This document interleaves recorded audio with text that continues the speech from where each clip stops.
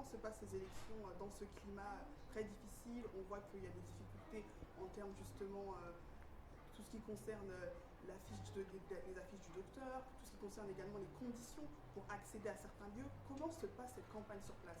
Vous savez, tout ce que l'on rencontre au sujet des élections, tout ce que nous déplorons, tout ce que la société civile, les églises, les candidats déplorent, montre les niveaux d'effondrement moral, organisationnel et même cognitif de notre société. Les élections devaient être une activité ordinaire. Les élections ne sont pas un défi pour une société normale. C'est un exercice administratif normal.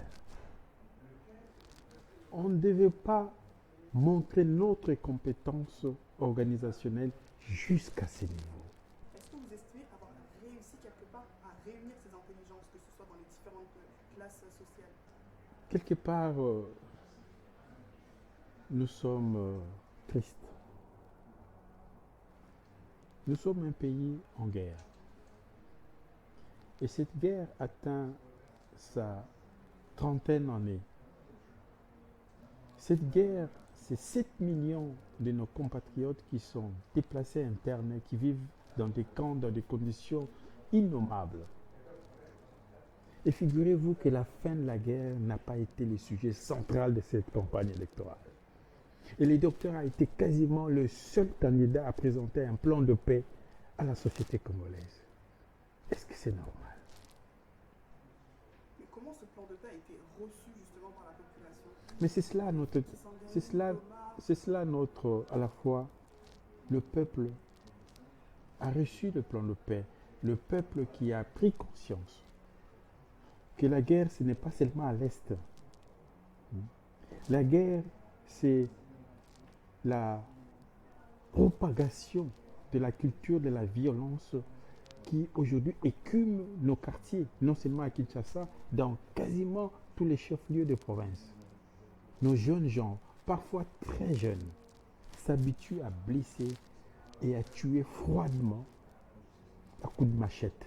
C'est aussi ça, les effets connexes de la guerre de l'Est. Donc la fin de la guerre devait être une grande priorité. Là où nous allons, après explication, le peuple comprend. Le peuple comprend que le docteur Mukwege ne commence pas une carrière politique. Il ne vient pas pour débuter une carrière politique. Il est en mission de paix. Et quand il a présenté ses plans de paix le 17 novembre dernier, il a exhorté le peuple, les candidats. Il a demandé à la nation de faire un front commun pour une cause, la fin de la guerre. Parce que sans cette fin de la guerre, tous les autres discours ne valent que bavardage inutile. En arrêtant la guerre, nous ouvrons un nouveau chapitre de notre société, le chapitre des résolutions de problèmes sociaux, de nos problèmes sociétaux. On va commencer par la guerre et systématiquement résoudre chacun de nos problèmes. Comment nous en sommes arrivés à faire même de la saleté une habitude de vie? Comment? C'est-à-dire qu'il y a tout un changement de paradigme, de mécanisme même mental pour arriver à... Et c'est pour ça que nous parlons de transfiguration mentale. Parce qu'on nous a habitués et nous sommes devenus un peuple qui s'habitue non pas à résoudre ses problèmes, mais à vivre avec ses problèmes. Et c'est comme ça que la société, au fur et à mesure, se rapproche non seulement à son implosion, mais à sa fin. Les sociétés naissent et disparaissent. Nous sommes une économie occupée. Nous sommes un pays occupé. Nous sommes une spiritualité occupée. Qu'est-ce qui nous reste? Très peu de choses pour que nous disparaissions. Quel est votre message, vous, en tant que directeur de campagne, pour la diaspora congolaise? Je voudrais dire un mot à nos compatriotes qui vivent à l'extérieur du pays, nos compatriotes de la diaspora. Vous représentez un îlot d'éthique, un îlot des vertus et des valeurs. C'est ici que s'est déplacée, d'une certaine manière, l'âme congolaise. Aider le pays à se redresser. Envoyer le mot d'ordre qu'il faut aux familles, aux amis, aux connaissances. Dites-leur, c'est maintenant qu'il faut arrêter les cycles des incompétences, les cycles des antivaleurs, les cycles des actes de trahison à la patrie. C'est maintenant qu'il faut arrêter ces cycles de la honte. Je sais que les compatriotes de la diaspora ont été des soutiens, mais extraordinaires, à la candidature du docteur Denis Mukwege. Et d'autres associations accompagnent le docteur depuis de longues années. À Kinshasa et partout ailleurs en République démocratique du Congo, ce sont des bénévoles qui se sont engagés aux côtés du docteur.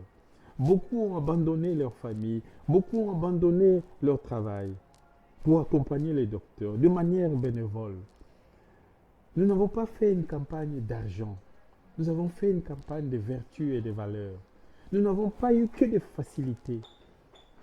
Nous avons eu beaucoup d'embûches, beaucoup de contrariétés, beaucoup d'obstacles. Nous les avons vaincus par la foi que les docteurs est une chance pour que notre pays se renouvelle. Et ce qui est prioritaire aujourd'hui, c'est que chacun prenne son bout de combat là où il est, qu'il ne regarde pas ce que fait l'autre, mais qu'il interroge la qualité de sa contribution pour la victoire présidentielle du docteur Mukwege. Et maintenant, priorité au combat. Il nous reste très peu de temps et il nous reste le temps de convaincre davantage, de persuader encore plus profond, encore plus fort, pour que le 20 décembre, nous donnions à notre pays la chance de la résilience éthique et cognitive qu'incarne le docteur Denis Mukwege. Dites à vos parents qui sont restés au pays, à vos amis, à vos connaissances, qu'il y a une manière de faire une révolution par l'exercice électoral. C'est faire le choix de la radicalité éthique, de l'homme qui s'offre à la société comme une chance de transfiguration profonde de notre société. Jeunes gens de la diaspora, vos mamans ont peut-être un droit de vote. Vos amis ont été enrôlés, ils sont électeurs ici, en Europe. Dites-leur, la révolution démocratique est possible à travers les choix du docteur Denis Mukwege. Nous avons là une chance de mettre à la tête de notre destin collectif non pas seulement un médecin, non pas seulement un professeur d'université, mais un de grands activistes des droits de l'homme qui existent dans notre pays. Donnez à notre société cette chance.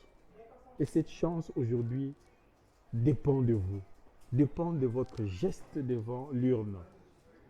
Vous qui ne votez pas, dites à tous ceux qui votent, qui sont vos amis, vos frères, vos cousins, vos connaissances, dites-leur de venger les humiliations que nous subissons en faisant le choix du docteur Mukwege, parce que docteur Mukwege incarne la transfiguration éthique et cognitive de notre destin collectif.